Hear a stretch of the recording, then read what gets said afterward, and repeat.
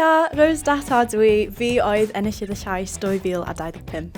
Enillydd y Llais 2025 ydy Rose Data!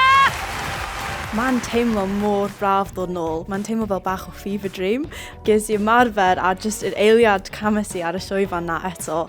Nath just y nerfau gyd dod nôl, ond fel memories neis hefyd. Mae just yn neis blwyddyn yma cael ddod nôl a gallu just relaxio a sdim pwysau obviously o cystadleuaeth, ond perfformiad fel fersiwn newydd o fy hun. Dwi'n really gyffroesi ganu ar y sioe eto.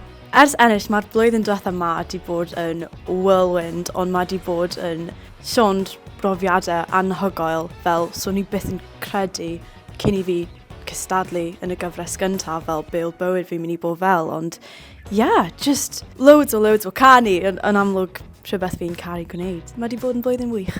Mae'n really neis cael gwylio fe a gweld fel sut mae'r sioe wedi newid, ond hefyd fel sut mae wedi aros yr un peth. Oedd e just yn really braf gweld mwy o talent a mae'r standards eleni mae pawb o safon anhygoel.